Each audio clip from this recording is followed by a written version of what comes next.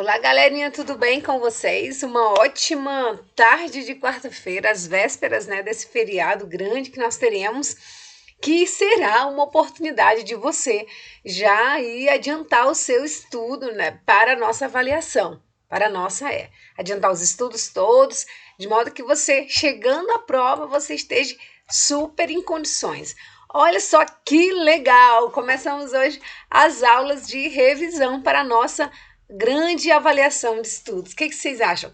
Nós teremos algumas aulinhas, então não perca nada, se liga, porque nós temos muitas coisas a vermos, ok? Então se prepara aí, a primeira aula de revisão para a nossa terceira avaliação de estudos. Você está pronto? Então vem com a gente, porque nós vamos agora fazer uma profunda revisão de um capítulo que é super importante para a nossa avaliação.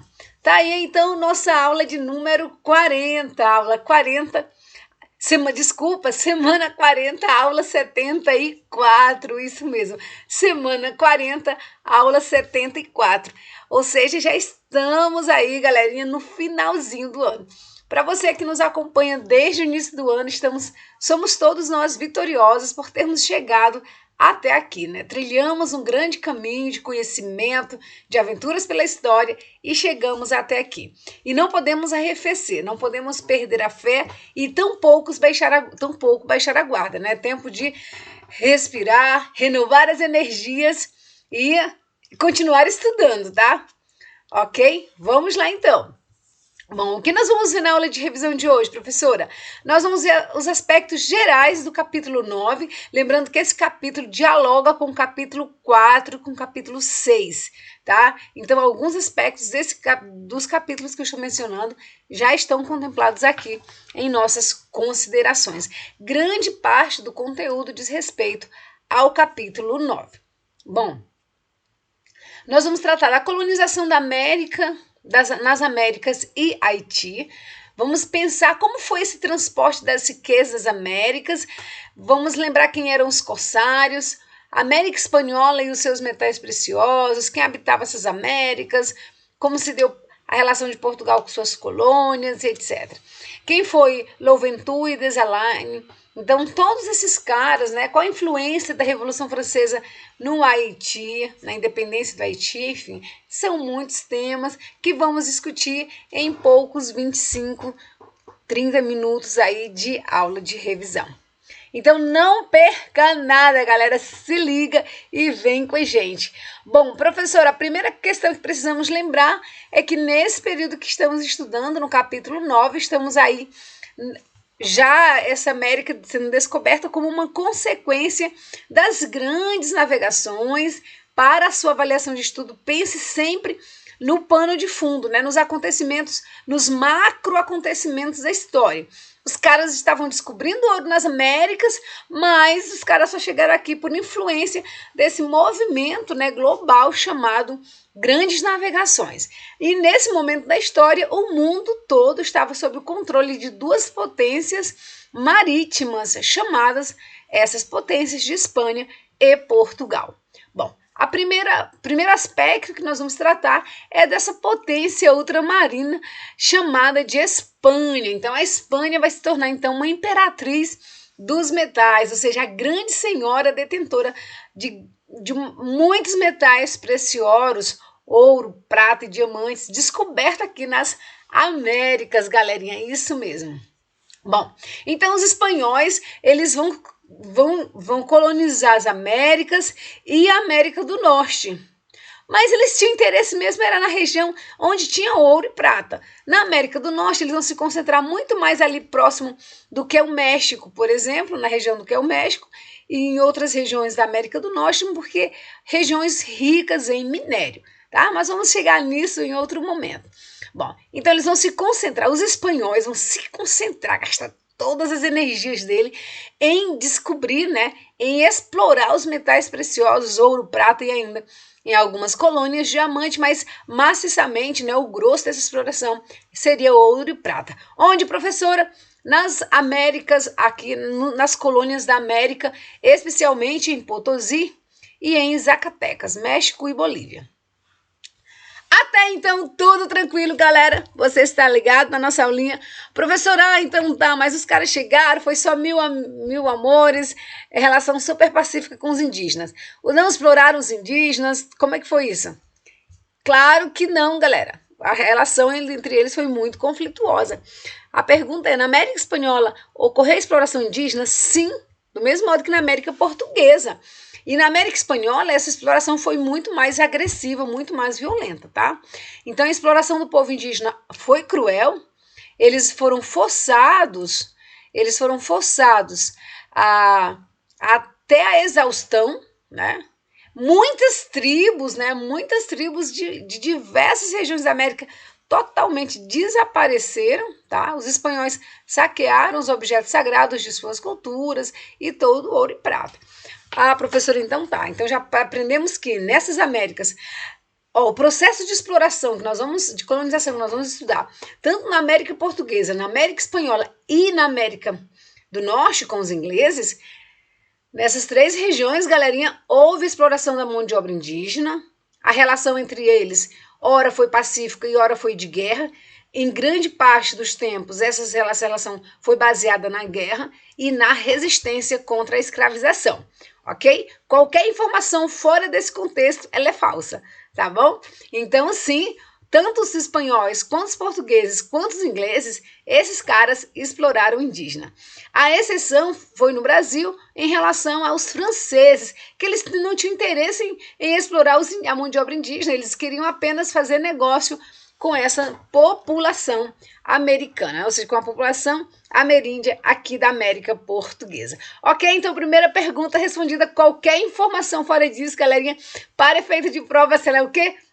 Professora, super negativa. Exatamente, super negativa. Dá um dislike, então, para qualquer informação que diga que a relação foi só de amor e amizade, pacífica, etc. Não, dislike para essa informação na nossa provinha, caso alguma informação venha dizer, ou qualquer indivíduo venha dizer, o texto vem dizer sobre isso. Professor, então tá, os caras chegaram nas Américas e era muito fácil, então, descobrir ouro. O ouro era muito explorado, sim.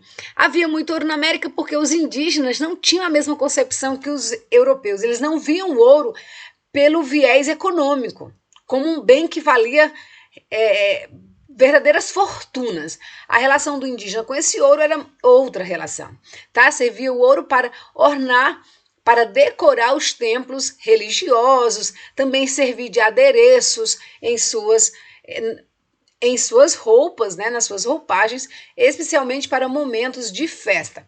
Bom, professor, então tá, os espanhóis descobriram ouro nas Américas. E aí, era fácil transportar esse ouro para a colônia? O que você acha, galerinha? Era fácil? Vamos ver? Não, galera, não era fácil, galerinha. Sabe por quê? Porque havia uma galera, né? Outros reinos, Espanha, Holanda, Inglaterra e tantos outros reinos que queriam também esse ouro. Não era fácil transportar.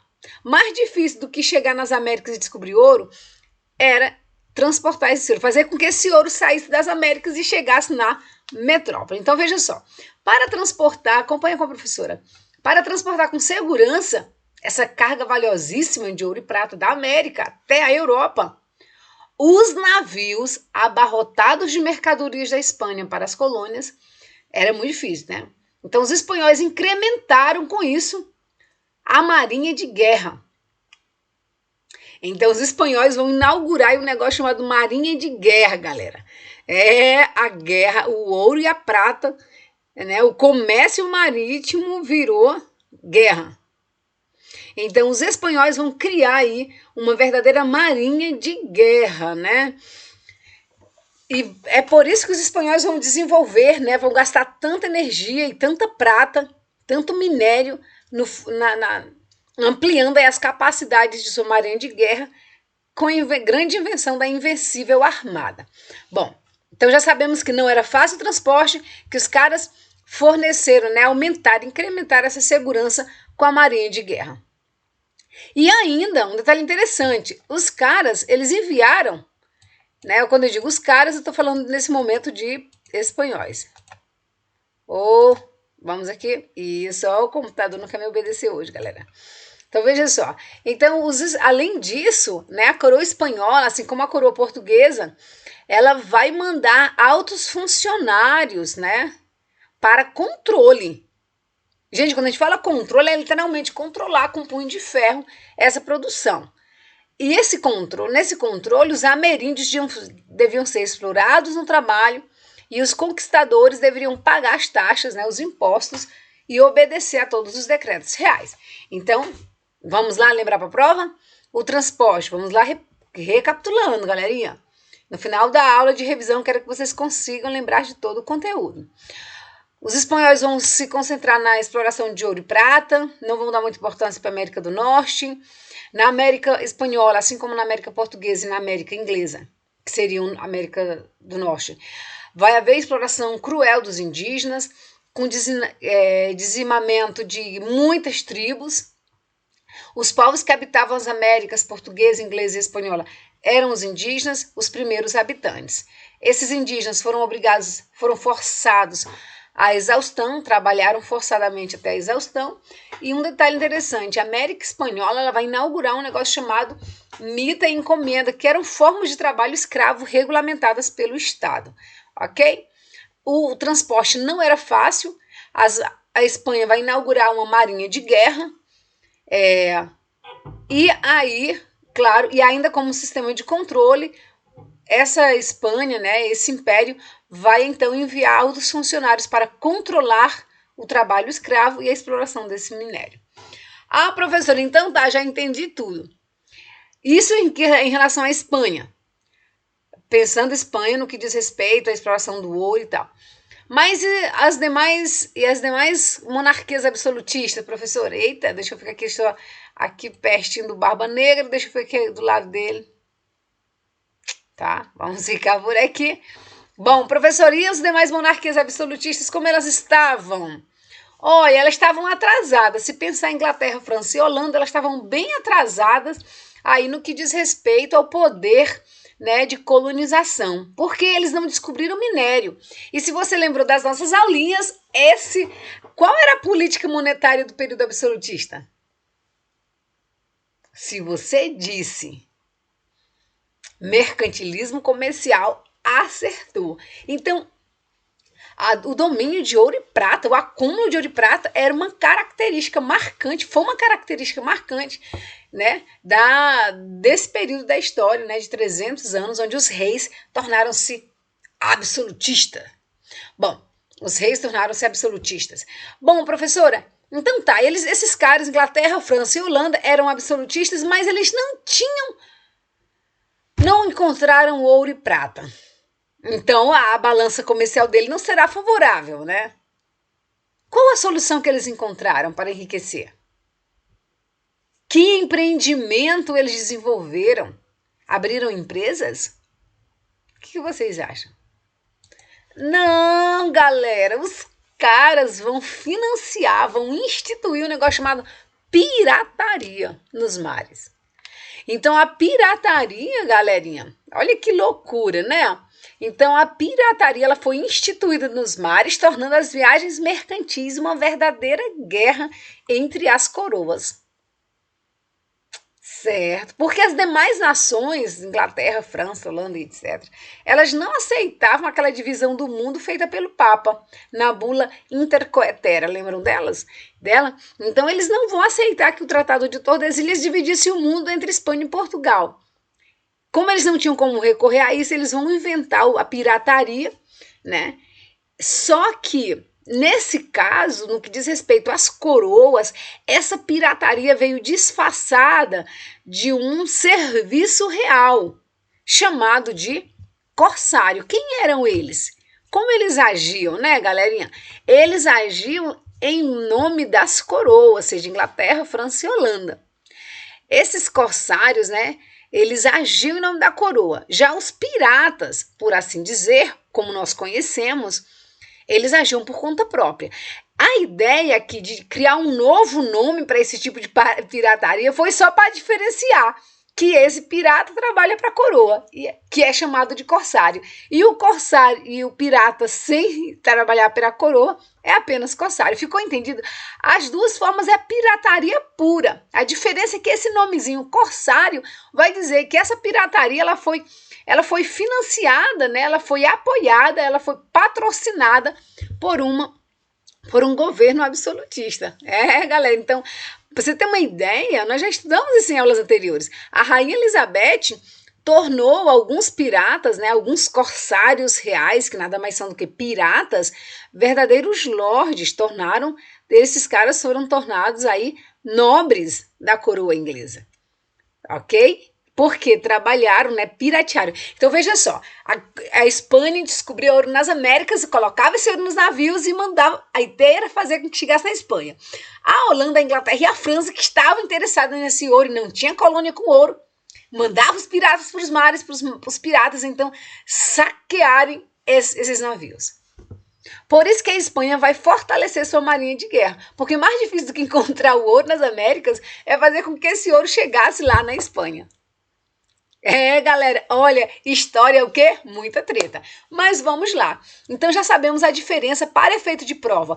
Pirataria seria o cara que trabalha saqueando os navios nos mares do século XVI, mas por conta própria, e o corsário era o pirata, que também invadiu os navios no século XVI, só que a mando da coroa. Ficou claro? Claríssimo. Professora descomplicando história na sua vida. Então, se você quer continuar descomplicando sua vida em história, vem com a professora, porque nós temos muito que ver. Professora, então os espanhóis só financiaram, só descobriram uma terra nas Américas. Não. A América do Norte, no que diz respeito aquele território da América do Norte pertencia à Espanha. Acontece que os caras não estavam muito interessados nisso, não. Eles estavam mais interessados nas regiões onde houve descoberta de ouro. Um exemplo, México, em Zacatecas, foi descoberto ouro, Potosí na Bolívia e ali na América do Norte em si, a região da Flórida. Nessas regiões, além do ouro, eles conseguiram explorar essa mão de obra nativa, né? Com a mita e la encomenda. Então, assim, foram formas de escravização regulamentadas pelo governo espanhol, ok? Então, a encomenda foi um tipo a mita e encomenda eram formas de trabalho escravo regulamentadas. E aí, professor, o restante dos Estados Unidos, como nós conhecemos hoje, os espanhóis fizeram o quê? Deixaram lá aos aventureiros da história e muitos também refugiados que fugiam das guerras lá na Europa entre católicos e huguenotes. Se recordam? Já estudamos sobre isso. Então a Europa estava em guerra, os católicos, huguenotes, protestantes das mais variadas denominações estavam em guerra ali.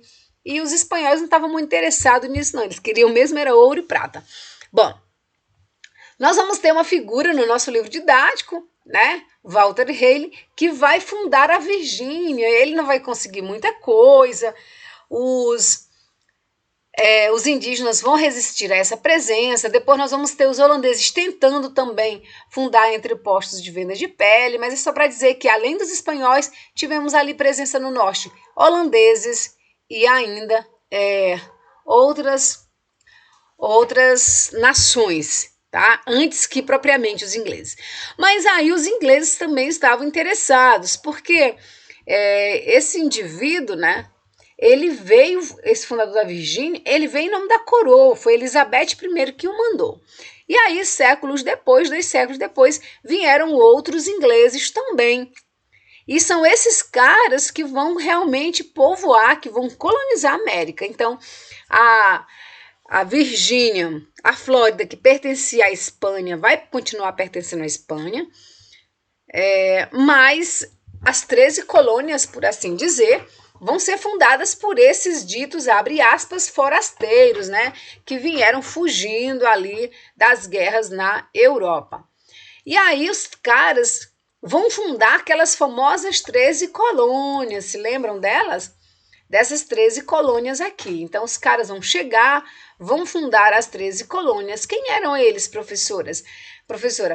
Grande parte desses caras eram protestantes, tá? mas havia uma meia dúzia ali de católicos.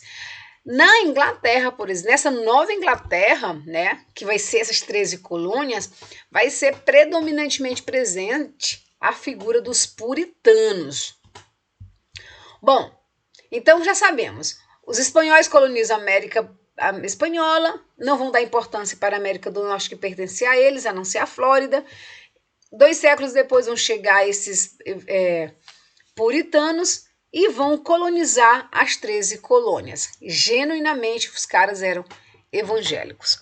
Bom, nessas 13 colônias, esses caras gozavam de profunda autonomia política. Eles vão fundar, então, essas 13 colônias e a gente já sabe bem sobre isso. As do Sul eram escravistas, a do centro-norte quase não tinha presença de escravos, assim, e a do norte também não. A do norte vai ser muito mais industrializada, muito mais mercantil, ok? Bom, vamos voltar aqui. Esses caras chegaram na América do Norte, vão crescer, a gente não vai falar muito sobre isso, porque vocês vão estudar com profundidade isso no 8º ano, mas o certo é que eles gozavam de autonomia em relação à coroa inglesa. Eles tinham representantes, eles estavam genuinamente ali organizados, tá? E dividiram, então, suas colônias ali. Eles governavam, né, constituindo assembleias para as decisões internas. Galera, eu preciso dizer uma coisa interessante. Professor, o livro de vocês vai trazer uma expressão nova chamada pais peregrinos, tá? Peraí. Pais peregrinos da América do Norte. Deixa-me só ver aqui. É que eu coloquei uma imagem, mas não vou cortar essa foto, só vou colocar aqui, porque eu coloquei uma foto. E aí nós vamos fazer o seguinte, essa foto, para vocês trazer bem a diferença, tá? Tratar bem a diferença, que eu não fiz a separação. Deixa eu recortar daqui. Olha a professora trabalhando, editando a aula rapidinho aqui, para que a gente não se perca e não faça confusão.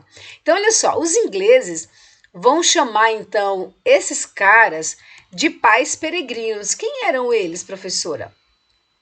Os pais peregrinos da América do Norte eram exatamente os que primeiro chegaram na América do Norte, tá?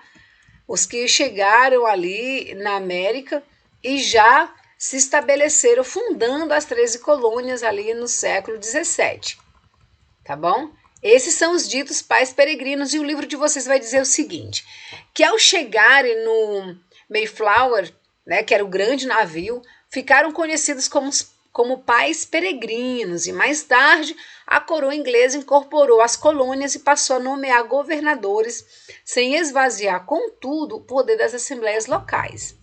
O mapa a seguir indica a localização das 13 colônias, etc. Então, veja só, pais peregrinos foram os caras, né, aqueles puritanos que chegaram na América do Norte, em português significa flor de maio, essa embarcação que o livro está fazendo menção. Eles chegaram aqui em 1620, né, foram transportados os chamados peregrinos do porto ou pais peregrinos nesse navio chamado em português Flor de Maio. Então, quem são os pais peregrinos? Foram os primeiros a chegarem na América, e eu não estou falando os primeiros, eu estou falando os primeiros ingleses, até porque antes dos ingleses, lembram que já tivemos ali presente espanhóis e holandeses, mas os primeiros ingleses que chegaram e constituíram então as famosas 13 colônias. Então, esses caras que fundaram as 13 colônias, que se organizaram, e depois a Inglaterra vai reconhecê-los como colônia da Inglaterra, foram chamados de pais peregrinos. A foto que a professora trouxe é para não fazer confusão. Esses são os chamados pais fundadores, que vai acontecer lá por volta do século XIX.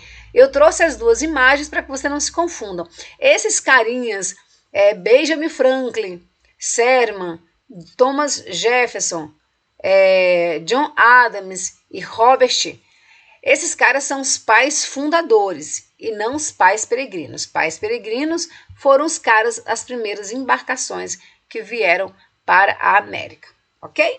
Vamos seguir adiante. Ficou claro, galerinha? Só fazendo a distinção para que vocês não se confundam, porque para as duas imagens, para os dois contextos, a expressão é pais de uma peregrinos e o outro pais fundadores, ok? Peregrinos, lembrando para efeito de prova, são aqueles que chegaram na Flor de Maio, essa embarcação de 1620.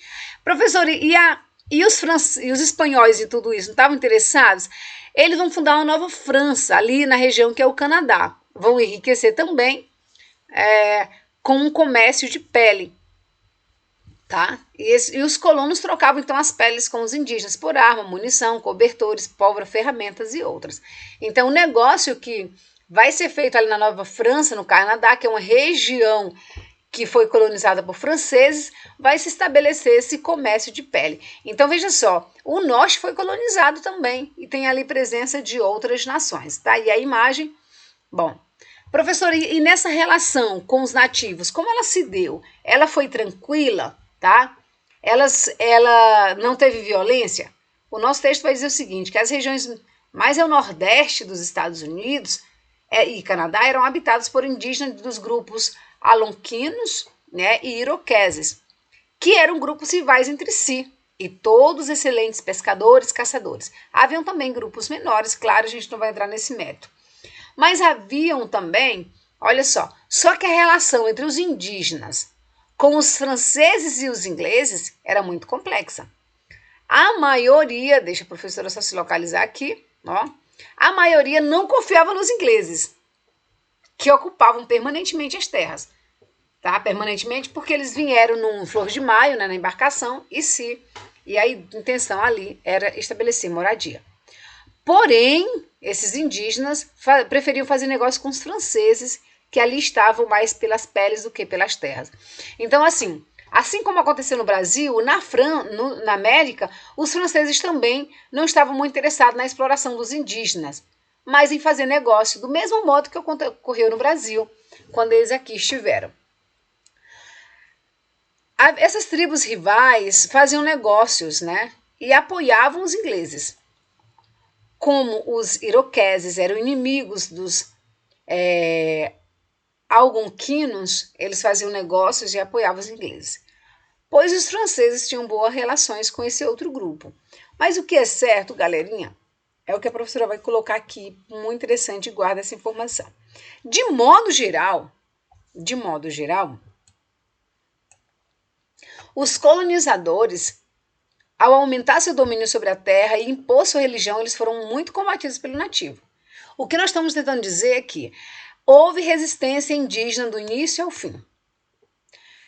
Qualquer informação fora desse contexto, ela é falsa. Por quê? Porque houve resistência indígena, tá? Houve muita resistência indígena, né, na tentativa de dos colonizadores não aumentarem seus domínios, tá? Houve muita resistência indígena. Na América do Norte, que é o tema que estamos tratando agora, entre 1673 e 1673 e 1763, ou seja, 100 anos, foram de pura, né? Grandes rebeliões aconteceram nesse século aí, em algumas datas, né, bem marcadas.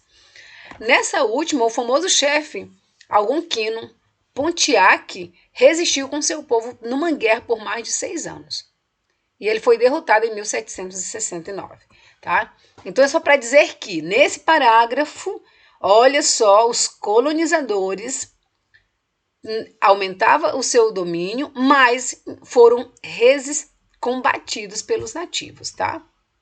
E o século XVI, XVII, XVIII foi um século, né, de muita guerra, e tá aqui o chefe Pontiac, ele disse: eles vieram com uma Bíblia e sua religião, roubaram nossa terra, esmagaram nosso espírito e agora nos dizem que devemos ser agradecidos ao Senhor por sermos salvos. Tá? O depoimento. Então, assim, a colonização da América do Norte, ela vai ter esse aspecto também de resistência em relação aos povos nativos e à presença europeia. Ok? Bom, então vamos lá. Professora, então tá, já entendi que a França vai colonizar o Canadá, a Espanha não teve muito interesse pela América do Norte, a não ser Flórida e México, exatamente. Os ingleses depois, séculos depois, vão enviar ali ditos forasteiros para colonizar o norte, excelente, esses caras vão ser chamados de pai peregrinos, e aqui na América a gente já sabe desse contexto, porque os espanhóis dominavam então essa região. Professor, e aí o que vai acontecer? E o restante ali dessa América para fechar o centro do que seria todo esse conjunto de territórios aqui nas Américas? Vamos lembrar um detalhe. Olhe para o mapa. Nós vamos lembrar então que Colombo ele vai aportar numa ilha espanhola por nome que ele deu o nome de no futuro, essa ilha foi espanhola, chamada por Colombo, mas no futuro seria Haiti e República Dominicana. Tá aqui. Isso seria a ilha espanhola, que no futuro passou a ser Haiti e Santo Domingo ou República Dominicana. Assim como na América do Norte, na América do Sul, aqui com as Américas Portuguesa e Espanhola, nesse território também havia indígenas. Aruaques, assim, genuinamente, grande parte eram dessa população aruaque. Só que no século XVI, quase toda a população nativa de Aruaque já tinham sido dizimadas, escravizadas ou mortas pelos colonizadores. Então, veja só, a colonização foi violenta. Em 1697, a Espanha vai ceder à França uma parte da ilha. E aí eu quero que você se ligue no que nós vamos entrar.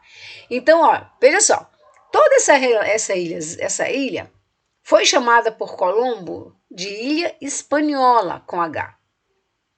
Só que, em determinado momento da história, a Espanha vai dizer, olha, França, eu vou te dar um pedaço dessa ilha. Você vai ficar com essa ponta, né? Que hoje é chamada de Haiti. Então, a Espanha vai se conceder à França pelo tratado aí chamado de Saint-Domingue. Ela vai ser chamada esse território de Saint-Domingue. Ok? No passado, porque hoje é Haiti. E aí o que acontece? Essa região da França, que seria o Haiti hoje, ela vai ser a mais próspera da colônia francesa, tá? Superando ali o Canadá, por exemplo. Então vai ser uma região riquíssima, próspera, porque eles vão desenvolver uma cultura, não a de pele, como fizeram no Canadá, mas a de açúcar. Então os franceses vão explorar esse açúcar e aí sim, no Haiti, eles vão entrar no negócio da escravidão, mas não indígena, escrava negra. Bom, então veja só, os franceses não fizeram escravos no Brasil, nem na América do Norte, mas no Haiti sim. Eles vão fazer escravização indígena ou africana com a exploração de mão de obra negra vindo da África. Ok? O sistema lá era o plantation, assim como na América do Norte. Só que no Haiti nós vamos ter uma questão importante aqui. Vão surgir duas figuras, Louverture e Dessalines. Então os dois caras, o primeiro, Louverture, ele vai ter uma situação bem especial porque ele teve acesso à educação, mas no resumo da ópera, eles vão ser influenciados pela Revolução Francesa,